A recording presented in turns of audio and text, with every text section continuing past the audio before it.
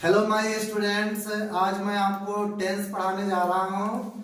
कई स्टूडेंट आज तक टेंस तो पढ़ रहे हैं लेकिन ये पता नहीं उनको कि टेंस में आखिर वर्ब क्यों आता है। सबसे बड़ी बात क्या है, बोर्ड पर देखिए,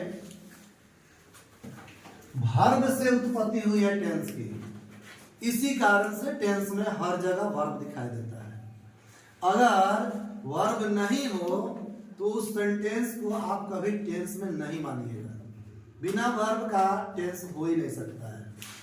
यहां लिखा है, देखिए कि किसी काम को करने के समय का बोध, यानी जब किसी सेंटेंस से किसी भी काम के करने का समय का बोध होता है तो उसे टेंस कहते हैं। अब यहां लिखा है कि टेंस के 3 प्रकार हैं। एक नंबर है प्रेजेंट टेंस, दूसरा है पास्ट टेंस और तीसरा है फ्यूचर टेंस। प्रेजेंट टेंस का हिंदी वर्तमान काल है, पास्ट टेंस का हिंदी भूतकाल है, फ्यूचर टेंस का हिंदी भविष्य काल है। आप हमेशा देखेंगे, चाहे कोई भी आप सेंटेंस उठा के रख लीजिए, उसका हिंदी जब आप बनाएंगे तो उसके अंत में है वो हूं आएगा ही। जैसे मैं पढ़ता हूं, आई रीड, लास्ट में क्या है, हूं है। वह जा रहा है, ही इज गोइंग, उसके भी लास्ट में क्या है, जा रहा है, इसमें भी है। मैं पढ़ चुका हूं, इसमें हूं है। वे लोग 7 वर्षों से पढ़ रहे हैं, उसमें है। यानी पूरे वर्तमान काल में आपको है वो हूं मिलेगा। तो आप विशेष रूप से याद रखेंगे कि प्रेजेंट टेंस में पहचान के रूप में है वो हूं मिलता है। एक बहुत बड़ी मिस्टेक बच्चों से होती है कि वो ये ध्यान नहीं देते हैं कि है और है में क्या डिफरेंस है। ध्यान रखिए, है क्या है, ये सिंगुलर है। राम अच्छा है, वह पढ़ता है, इसके लिए है का प्रयोग करते हैं। वे लोग अच्छे हैं, हम लोग पढ़ते हैं, है पर बिंदु आता है जो कि ये है, ये प्लुरल है। तो ये सभी चीज आप ध्यान रखेंगे, पहचान के रूप में वर्तमान काल में आएगा, यानी प्रेजेंट टेंस में आएगा। यहां एक चीज लिखा है कि वर्तमान में जारी है, इस पर भी लास्ट में है। क्या है कि वर्तमान में कोई भी काम, चाहे वो होता है, चाहे हो रहा है, चाहे हो चुका है, चाहे इतने वर्षों से हो रहा है, तो सभी काम तो वर्तमान में ही हो रहा है। चाहे वो काम अभी हो रहा है, चाहे कई वर्षों से चल रहा है, लेकिन काम तो हो ही रहा है। इसलिए वो क्या है, प्रेजेंट इन डेफिनिट टेंस हो, चाहे प्रेजेंट कंटिन्यूअस टेंस हो, चाहे प्रेजेंट परफेक्ट टेंस हो, चाहे प्रेजेंट परफेक्ट कंटिन्यूअस टेंस हो, ऑल अबाउट अगर देखा जाए तो सभी प्रेजेंट टेंस को ही इंडिकेट करते हैं। अब इसके आगे आप ये समझेंगे कि यहां लिखा है बीत गया। पास्ट टेंस मींस बीत गया, यह काम बीत चुका है, चाहे जब भी बीता हो। जैसे मैं दिल्ली गया, दिल्ली जाने का काम बीत गया। मैं पढ़ रहा था, यानी अभी मैं नहीं पढ़ रहा हूं, उस समय की बात कर रहा हूं जब मैं पढ़ रहा था। तो किसी तरह से आप देखेंगे वह काम बीत चुका है, इसलिए इसका हिंदी लिखा है बीत गया। यानी आप बोल सकते हैं कि जो काम बीत गया है, उस काम को अगर हम जिस टेंस में पढ़ते हैं उसे क्या कहते हैं, पास्ट टेंस कहते हैं। Very good.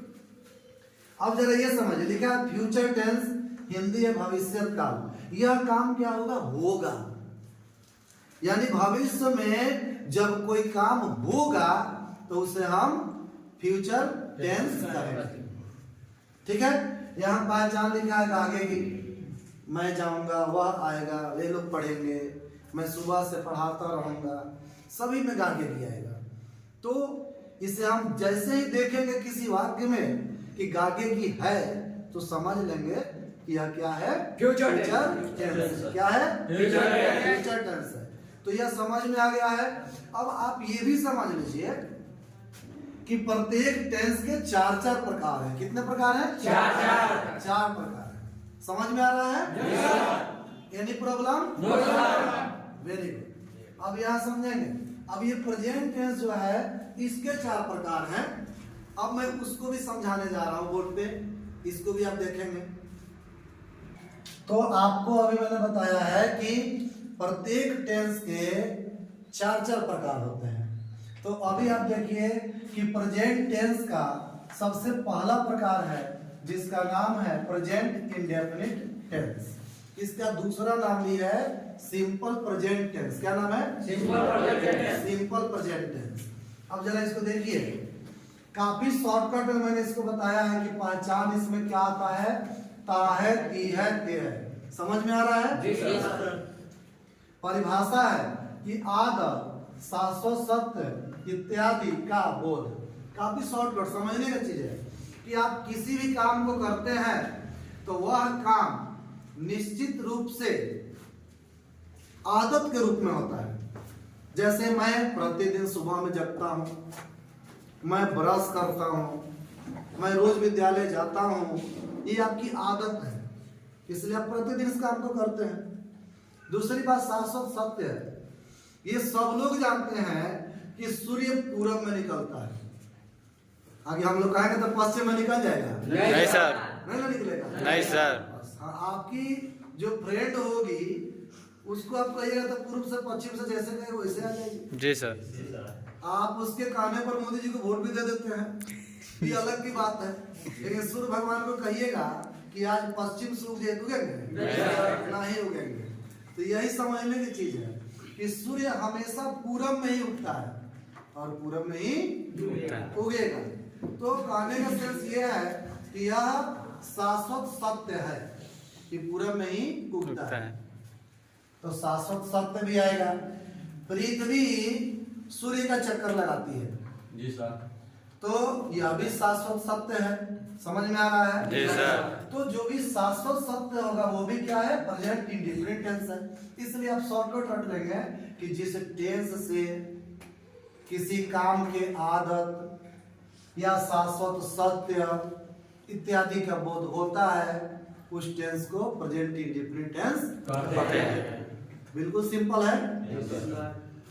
यहाँ लिखा है नियम he she it essence means singular noun. क्या है? Singular noun. सिंगुलर नाउन किसको कहते हैं? जैसे लिखा है कि राम एक ही आदमी का नाम है। जी सर। लिखा है गाय, गाय एक ही है। तो ये जब एक चीज का बोध होगा तो वो नाउन कौन सा होगा? सिंगुलर नाउन हो जाएगा। तो सिंगुलर नाउन हो, he she it हो, सिंगुलर नाउन इसमें से कुछ भी हो तो V5 लगेगा। यहाँ क्वेश्चन में लिखा है डज नॉट। क्यों लिखा है? जब भी हम आगे बनाएंगे, जैसे यहाँ नीचे आप देख रहे हैं डज नॉट लग रहा है। जी सर। तो डज नॉट लग रहा है, तो जब ये V5 था तो डज नॉट लगना शुरू हो गया। अब यहाँ एक चीज हम पोस्ट में और लिख देते हैं कि जब भी डज नॉट लगेगा तब भी V1 ही लगेगा, ये V5 खत्म हो जाएगा। उसी तरह इसमें भी V1 ही लगेगा, लेकिन इधर V1 इसलिए नहीं लिखा जा रहा है क्योंकि ऑलरेडी V1 लिखा हुआ है। अब समझेंगे। लिखा है कि I we they you P N. P N means plural noun, Ram और श्याम। ठीक है? तो राम और श्याम क्या है? प्लूरल नाउन है। सिर्फ राम क्या है? Singular noun. समझेंगे? समझना है कि अगर एक नाम आएगा तो सिंगुलर नाउन है, दो या दो से अधिक नाम आएगा तो प्लूरल नाउन। लिखा है यहाँ कि मैं पढ़ता हूँ, मैं का अंग्रेजी क्या होता है? आई। तो आई हम लिख दिए। अब यहाँ क्या कह रहा है कि पढ़ता हूँ तो क्या लगा है? रीड। इसका स्ट्रक्चर क्या है? सब्जेक्ट प्लस V1 या V5 प्लस ऑब्जेक्ट। सोचिए यहाँ मैं का सब्जेक्ट हो रहा है आई, तो आई के साथ क्या लगता है? V1। यहाँ ऑलरेडी लिखा हुआ है, तो आई के साथ हम V1 लगा देंगे। पढ़ता हूँ तो क्या हो जाएगा? रीड। कई बच्चे क्या करते हैं कि हूं देखकर एम लगा देते हैं। पूरे प्रेजेंट इंडेफिनिट टेंस में कहीं भी आई मिजार का प्रयोग नहीं होता है। इसको हमेशा याद रखें। ठीक है? तो यहां देखिए स्ट्रक्चर के अनुसार सब्जेक्ट आई हो गया, पढ़ता हूं तो रीड मींस पढ़ना, V1 लगाना है। आई के साथ क्या लगता है? V1 लगता है, तो V1 लगा दिए रीड। अगर इसमें रहता कि मैं एक किताब पढ़ता हूं तो क्या हो जाता? I read a book. तो दिक्कत नहीं। समझ में आ रहा है? ठीक है। लिखा है कि मैं नहीं पढ़ता हूं तो I do not read. Do not क्यों आया है? नहीं के लिए। याद रखेंगे प्रेजेंट इंडेफिनिट टेंस में जब भी नहीं शब्द आएगा तो याद रखेंगे कि ही सी इट और एसन के साथ does not, I we they you PN के साथ डू नॉट का प्रयोग करना है।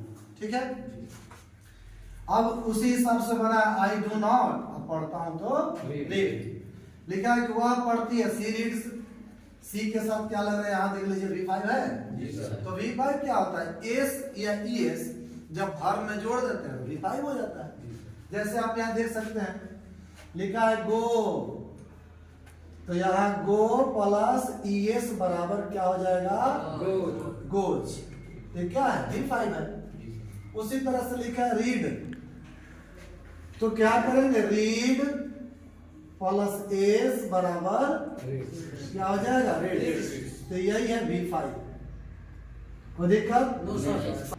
तो अब आप यहाँ देखेंगे कि वह नहीं पढ़ती है तो सी डज नॉट रीड। अगर यही क्या आ जाता है तो क्या करते हैं, डज आगे कर देंगे तो डज सी रीड हो जाएगा। अगर यही क्यों कैसे कहाँ अगर आ जाता है बीच में तो उसका अंग्रेजी सबसे आगे कर देंगे। तो क्या हो जाएगा, वाई डू यू लाव, यू के साथ क्या लगाते हैं, डू, या ऑलरेडी लिखा है यू के साथ क्या लगेगा, डू। तो इसके आगे आप पढ़ेंगे नेक्स्ट वीडियो में, उसका मैं नेक्स्ट पार्ट बनाऊंगा। तो आप मेरे YouTube चैनल से जुड़े रहें और YouTube चैनल का ऐड हर जगह करें। अगर आपको अच्छा लगता है तो शेयर भी करें। YouTube चैनल है रवि एजुकेशन .05। अंत तक बने रहने के लिए धन्यवाद।